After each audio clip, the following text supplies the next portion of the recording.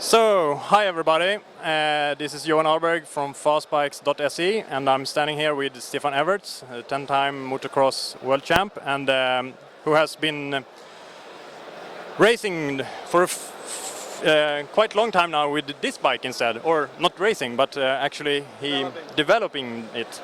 So Stefan, how did you come up with this thing? How did it all start? Well, it started already in 2007 when I tried to convince KTM to go for the link system. So actually, I was the link to the link in KTM, and yeah, we had some talks at some moment to make an engine between 250 and 450, and to really create something in the middle where you have not too much power, a good bike to handle power-wise, and to have a bit more power than a 250. 250 sometimes is a bit weak in the bottom, and this bike should, be in the middle. Handling-wise, this should be close to the 250, where you have this bit of extra performance from the engine, and you have the handling of a 250. And this needs to be the bike for the future. So, okay, that was my answer for why 350. And how about the linkage? Why did you choose to have that? In general, there are still many customers out there who don't really accept the PDS system. Although we've been winning quite many races, quite many titles on the PDS system. But I think also worldwide, the link is much more accepted than the PDS. I think it can be better. We need to look for improvement, handling-wise, riding-wise, and with the link, yes, this has many reasons to go in that direction, and finally, this is the final bike. What you can see, we work a lot on the plastics. We try to make a really thin shape of bike where you feel like it's a small, easy handling bike. We have a lot of extra seat comfort on this 350.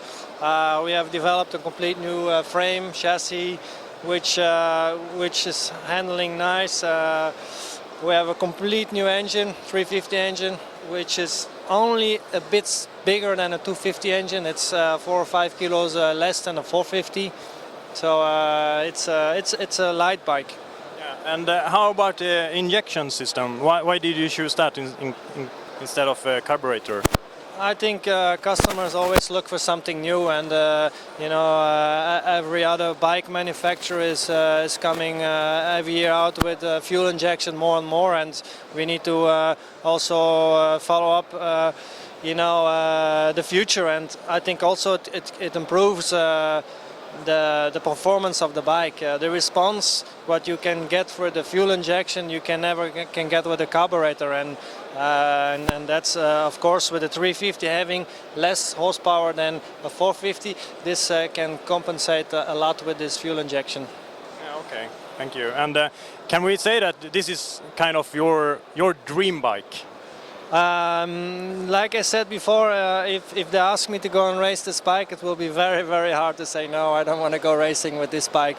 I've been on it for quite some years, and been in the process for 2.5 years now, and it had up and downs, but finally it came to the point where it is now, where I'm very, very happy with to present it.